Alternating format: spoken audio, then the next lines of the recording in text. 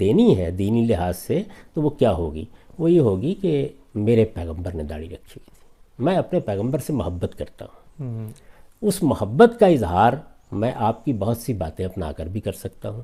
تو یہ محبت کے دائرے میں تو اپنی ایک جگہ بنا لے گی۔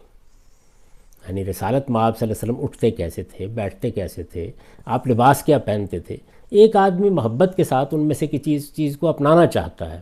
تو آپ کے یہ علم میں ہے کہ یہ محبت ایک ایسی چیز ہوتی ہے جس کی آپ نفی نہیں کر سکتے، یہ پیدا ہوتی ہے، یہ ماں کے لیے ہوتی ہے، باپ کے لیے ہوتی ہے، یہ لیڈروں اور رہنماؤں کے لیے ہوتی ہے، یہ علماء کے لیے ہوتی ہے، یہ مشائخ کے لیے ہوتی ہے، تو یہ خدا کے پیغمبر کے لیے کیوں نہیں ہوگی؟ تو اس کا اظہار بعض اوقات آپ کی کسی چیز کو اپنانے میں ہو جاتا ہے۔ اس لحاظ سے میں اس کو ایک محبوب چیز سمجھتا ہوں،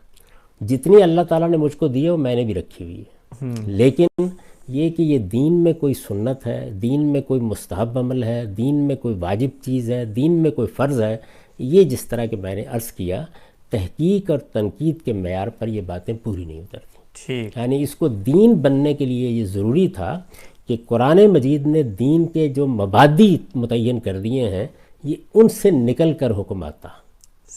یہ ضروری تھا کہ اگر یہ کوئی سنت تھی جس کو جاری کیا گیا تھا تو یہ تمام انبیاء کے ہاں اسی طرح بیان ہوتی، رسالت پاک صلی اللہ علیہ وسلم اس کو اسی طرح جاری کرتے ہیں۔ یہ روایات میں جس طریقے سے زیر بحث آئی ہے وہاں یہ ضروری ہے کہ یہ سمجھا جائے۔ یعنی کسی موقع پر یہ ہے کہ اچھا فلان لوگوں کے ہاں اگر یہ بدعت پیدا ہو گئی ہے کہ وہ فلان چیز کو اس طرح کرتے ہیں تم ایسے کر لیا کرو۔ اگر آپ ابو امامہ باہلی کی روایت کا مطالعہ کریں تو اس میں بالکل دوسری تصویر سامنے آتی ہے، کئی چیزیں ہیں اس میں کئی چیزیں ہیں۔ یعنی انصار کے بوڑھے بیٹھے ہوئے ہیں، رسالت پاک صلی اللہ علیہ وسلم ان سے پوچھتے ہیں کہ تم لوگوں نے داڑیاں سفید سفید ہیں، کوئی خضاب کیوں نہیں لگایا؟ وہ یہود کی ایک بدعت کا ذکر کرتے ہیں، آپ فرماتے ہیں کہ تم اس کے خلاف کیا کرو۔ اسی طرح کا معاملہ داڑھی کے بارے میں زیر بحث آ گیا اور چیزوں کے بارے میں زیر بحث آ گیا۔ تو بعض موقعوں کے اوپر ایسا ہوتا ہے کہ کسی وضع قطع کو لوگ دین بنا لیتے ہیں۔ آپ یہ جانتے ہیں کہ جو 5 چیزیں اللہ تعالیٰ نے خور و نوش کی چیزوں کے علاوہ حرام قرار دی ہیں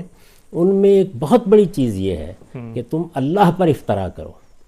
ہمارے ہاں ہوتا کیا ہے کہ لوگ بعض چیزوں کے بارے میں جب ایک رائے قائم کر لیتے ہیں تو وہ یہ نہیں دیکھتے کہ جس طرح یہ ضروری ہے کہ اگر کوئی دین کی بات ہے تو آپ اس کو چھوڑیں نہیں،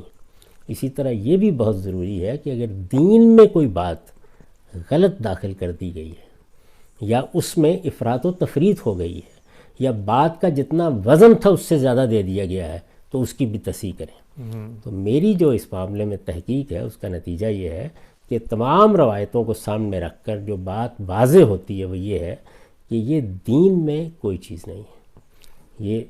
سنت، واجب، فرض، مستحب اس نوعیت کی چیز ہی نہیں ہے، یہ ہماری محبت کا اظہار ہے اور اس کو اسی جگہ رہنا چاہیے۔ اب یہ چیز جب مجھ پر واضح ہوئی تو میں نے اس کو بیان کر دیا۔ اچھا، اس کے بیان کر دینے کے بعد میں نے کبھی لوگوں سے نہیں کہا کہ وہ ضرور میری بات مان لیں یا داڑیاں رکھی ہوئی ہیں تو کاٹ دیں،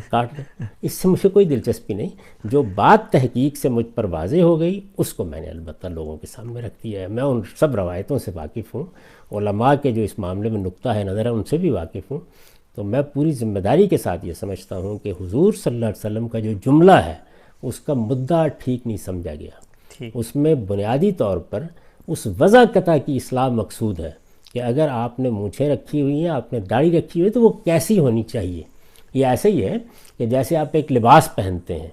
تو حضور کو یہ محسوس ہوا کہ اس لباس کی بعض صورتیں ایسی ہیں جس میں تکبر کا اظہار ہوتا ہے، جس کو عربی زبان میں اسبال کہتے ہیں۔ یعنی آپ نے اپنی تہمت باندھی ہوئی ہے اور پیچھے چھوڑا ہوا ہے اس کو اور وہ گھسٹتی چلی آ رہی ہے، یہ اوباشوں کا طریقہ تھا، حضور نے اس پر تنقید کی۔ اسی طرح آپ امامہ باندھتے ہیں، اس کا شملہ بہت لمبا ہوتا ہے، ظاہر ہے اس میں بھی ایک متکبرانہ وضع بن جاتی ہے، اس پر آپ نے تنقید کی۔ تو اس سے دین کا ایک پورا تصور اور اس کی حکمت آپ کے سامنے آتی ہے کہ اللہ تعالیٰ جن چیزوں کو اخلاقی لحاظ سے پسندیدہ قرار دیتا ہے اور جن چیزوں کو وہ اچھا نہیں کہتا ان کا اطلاق کیا جائے گا نا معاشرے میں۔ اللہ تعالیٰ کہتے ہیں اسراف اختیار نہ کرو،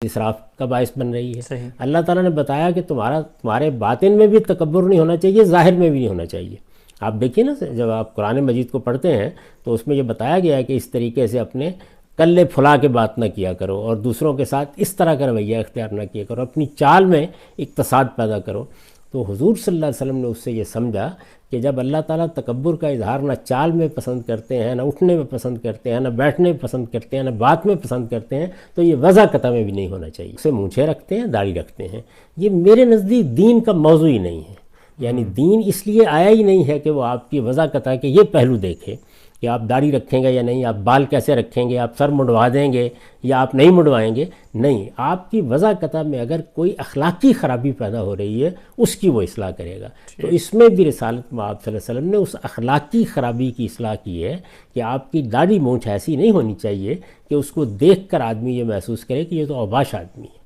یہ میرے نزدیک خلاصہ ہے اس ساری بات کا۔ اگر کوئی چیز قابل وضاحت رہ گئی ہو تو آپ پھر پوچھ لیں۔ جی، میں